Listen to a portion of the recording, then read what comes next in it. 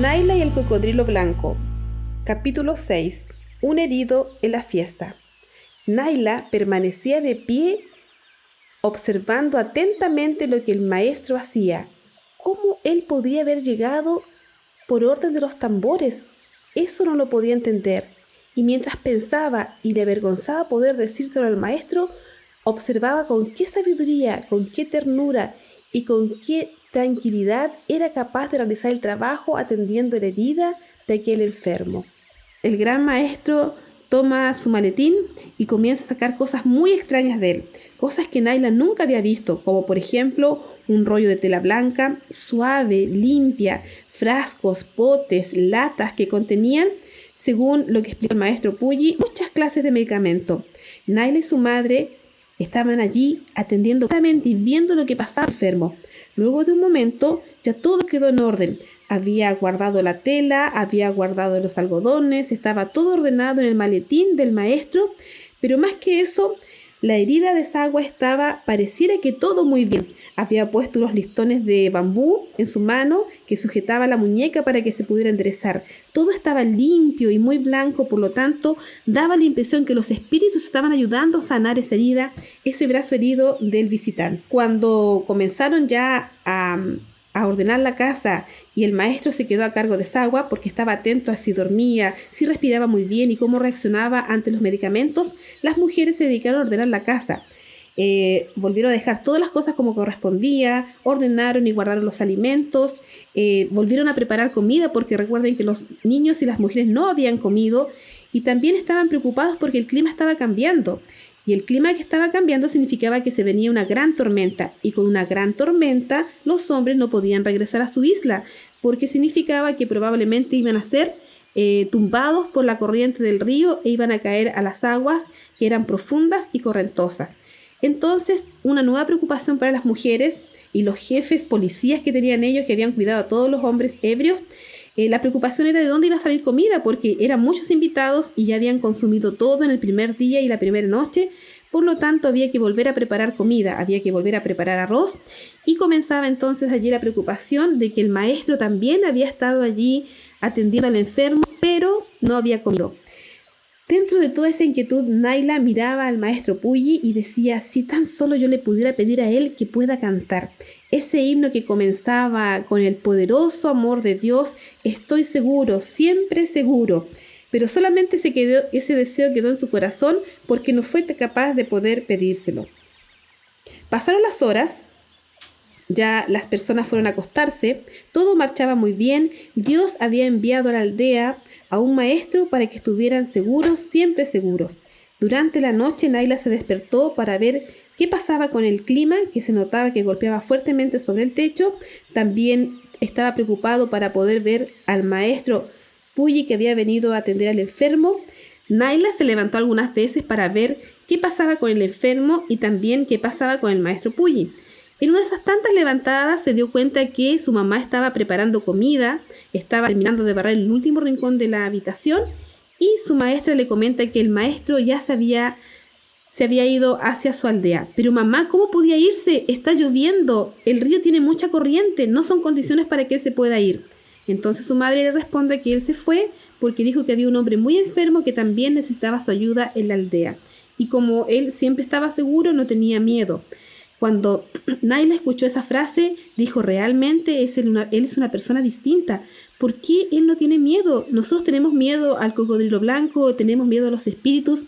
Sin embargo, este maestro dice que no tiene miedo ni tampoco tiene miedo a las maldiciones y puede andar tranquilamente aún sin tenerle miedo a la oscuridad. A medida que las horas del día avanzaban, los hombres comenzaron a despertar.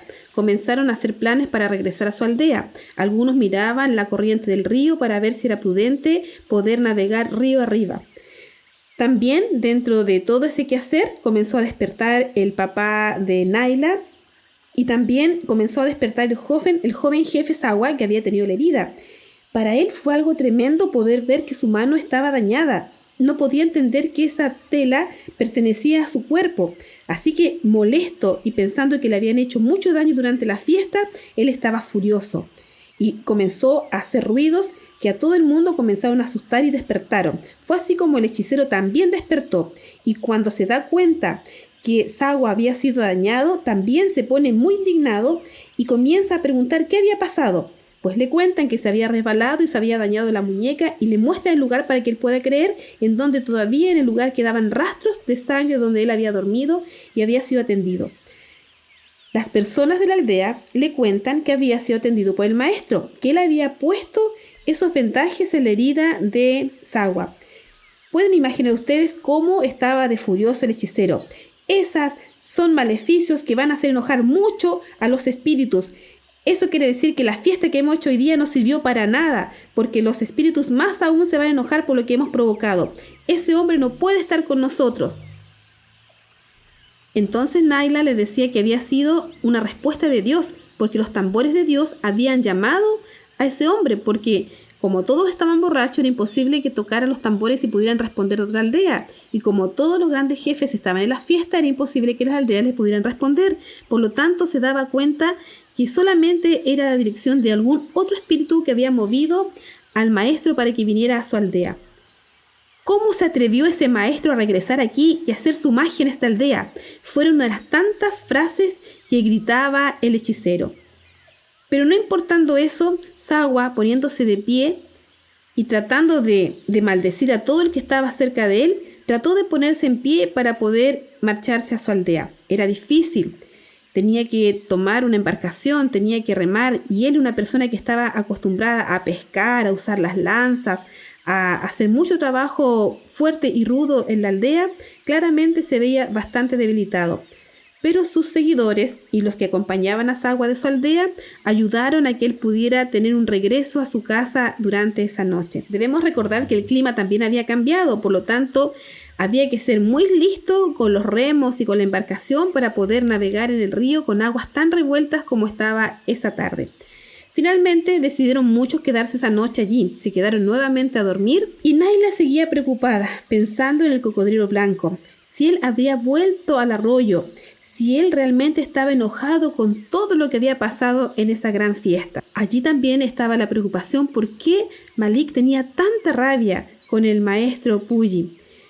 Y entonces su madre le ayudaba a reflexionar y le decía, mira, yo no entiendo por qué lo odia.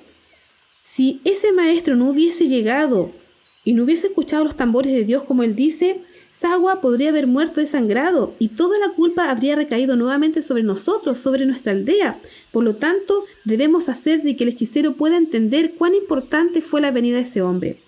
A la mañana siguiente dejó de llover, por lo tanto el sol brillaba en forma muy generosa sobre el río. Ahora los últimos invitados fueron los que se prepararon para ir yéndose uno por uno.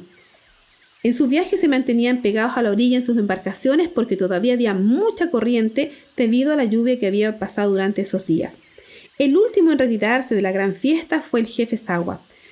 Claro que para poder llegar a su casa tenía que ir con mucho cuidado. Debieron ayudarlo a cruzar debido a que estaba un poco imposibilitado de usar sus manos para poder remar. Al momento de terminar su fiesta, no estaba de más poder mirar el río para poder ver si por allí se veía parte del espíritu del cocodrilo que tanto los tenía asustados.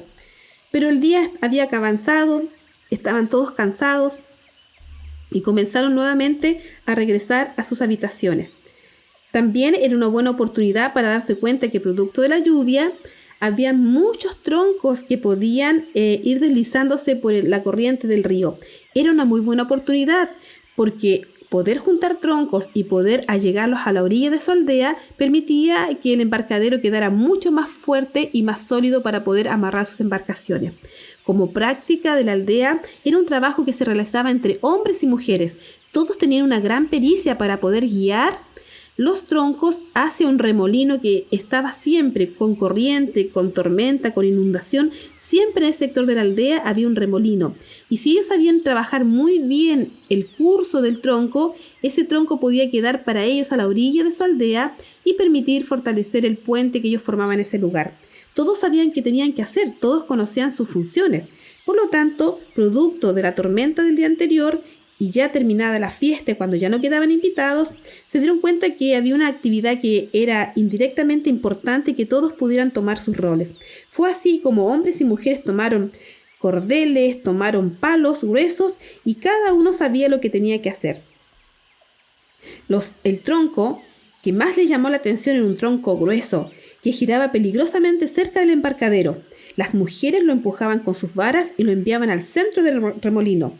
Naila también tenía su propia vara, contenta de poder ayudar a las mujeres y ser parte de la hija del jefe en esta tremenda experiencia. La excitación iba en aumento porque cada vez el tronco parecía desafiar a todos los habitantes de la aldea. Fue así como en ese minuto el papá de Naila comenzó a preparar la forma de poder enlazar ese tronco. Y como se dio cuenta que Naila estaba cerca de él y que su cuerpo era un poquito más pequeño que el de él, mucho más pequeño que él, le pasó unas cuerdas para que pudiera amarrar alguna de las raíces del árbol, para que de esa forma pudieran direccionarlo y dejarlo cerca de la orilla. Fue en ese momento cuando su padre le dice: Naila, por favor, súbete encima del tronco, abrázate al tronco para que puedas amarrar en las raíces más ásperas que tú puedas encontrar. Recordemos que todo esto era en el ruido de una corriente donde todos iban dando instrucciones, por lo tanto escuchar, ya sé lo que se le pedía, era algo de mucha obediencia y de mucha rapidez. Fue así como Naila obró con todo lo que su papá le había ordenado, pero al saltar sobre el tronco, este perdió su escaso equilibrio, se tumbó y se dio vueltas en un instante. Naila se aferró a la raíz más cercana y desapareció debajo del agua.